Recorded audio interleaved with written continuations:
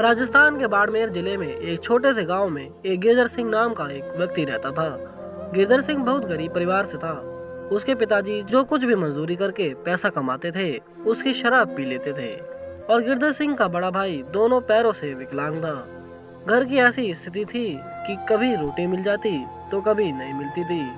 इसलिए गिरधर सिंह का बचपन बड़े ही संघर्षों से बीत रहा था। गिरधर सिंह सीमेंट के खाली कट्टे के बने हुए थैले में किताब डालकर फटे पुराने कपड़े पहनकर नंगे पैरों स्कूल जाता था।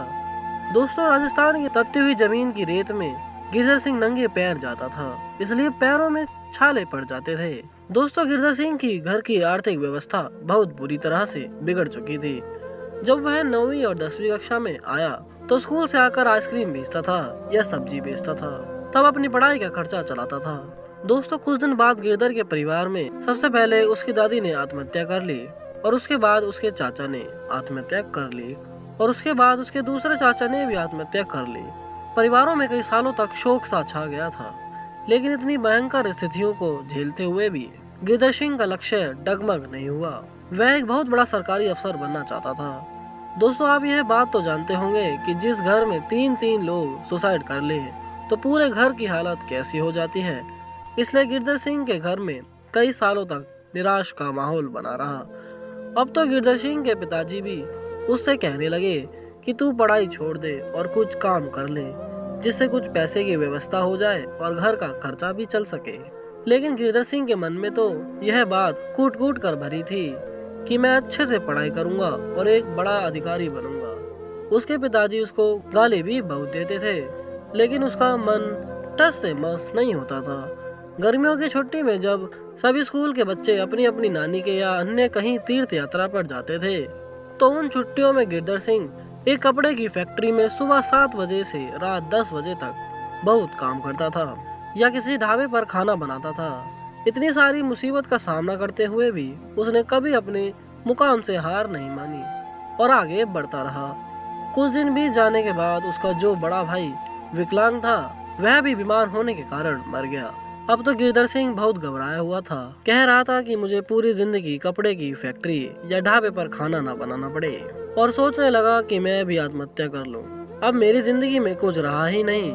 लेकिन बाद में उसे ज्ञान आया कि नहीं गिरधर, एक संघर्ष ही जिंदगी है। जिसके जीवन में संघर्ष ही नहीं है तो उसकी जिंदगी भी क्या है, यानी संघर्ष ही जीवन है। और उसने अपने माता पिता के चेहरे पर उदासी की लकीरें देखी और उनके फटे हुए कपड़े देखे तो उसने सोचा कि मैं ऐसा बिल्कुल नहीं करूंगा और मैं बिल्कुल मरने की नहीं सोचूंगा और मैं आगे बढ़ूंगा और अपना लक्ष्य पूरा करूंगा। अपनी झोपड़ी को एक मकान में बदल दूंगा। अपने माता पिता के चेहरे पर जो चिंता की लकीरें हैं उनको मैं खुशियों में बदल दूंगा। लेकिन आज नहीं तो कल बदल दूंगा, लेकिन मैं बदल कर ही रहूंगा। अब तो गिरधर सिंह यह दृढ़ संकल्प करके आगे बढ़ने लगा और सरकारी नौकरी के फॉर्म भरने लगा। लेकिन उसे लगातार निराशा ही हाथ लग रही थी, लेकिन फिर भी वह आगे बढ़ता रहा। उसने लगातार 21 सरकारी नौकरियों की परीक्षाएं दी, लेकिन वह फेल ही होता रहा। अब उसका मन कुछ घबरा गया था, पता नहीं अब क्या होगा। अब उसके दोस्त, रिश्तेदार एवं गांव वाले सभी कहेंगे कि गिरधर सिंह, सरकारी नौकरी तेरे किस्मत में नहीं है। अब तू कोई काम कर ले जिससे तेरे घर का खर्च चल सके।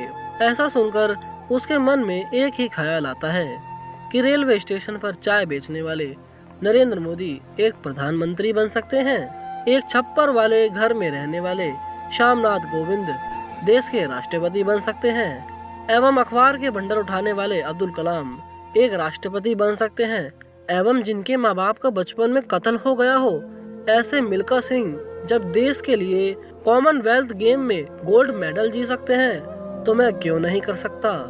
मैं भी बनकर दिखाऊंगा। गिरधर सिंह दोबारा दृढ़ संकल्प बनाकर कठिन परीक्षा करने लगा और दिन रात पढ़ने लगा। अगली बार अधीनस्थ सेवा चयन बोर्ड में ग्राम विकास अधिकारी पद की नौकरी निकली। गिरधर सिंह ने उसमें फॉर्म भर दिया और उसके पिछले परीक्षाओं में कमी रही उसको दूर करके इस बार कठोर मेहनत की और परीक्षा दी। जब कुछ दिनों बाद उसका रिजल्ट आया तो हर बार गिरधर सिंह को हार हराती थी, लेकिन इस बार गिरधर सिंह ने हार को ही हरा दिया और उस न्यूज़ परीक्षा को पास कर लिया और ग्राम विकास अधिकारी के पद पर उसका चैन भी हो गया। दोस्तों, इतनी सारी भयंकर परेशानियां झलकते हुए भी गिरधर सिंह अपने मुकाम तक आखिर पहुंच ही गया। तभी तो किसी ने कहा है कि लक्ष्य कोई बड़ा नहीं, मिला उसे जो डरा नहीं। दोस्तों, अपने अंदर जोश रखिए, हौसला रखिए और जुनून रखिए। तो दोस्तों, इस कहानी से आपको यह शिक्षा मिलती है कि आपकी बाहर की परिस्थितियां कैसी भी हों, लेकिन जब तक आपके अंदर की आग जिंदा है, तब तक जिंदगी की कोई भी ताकत आपको आगे बढ़ने से नहीं रोक सकती। तो दोस्तों, आई होप आपको ये कहानी पसंद आई होगी। अगर पसंद आई तो वीडियो को लाइक करना, कमेंट करना, शेयर करना और हमारे आने वाली वीडियो देखने के लिए रोज स्टोरी स्टूडियो को सब्सक्राइब करना।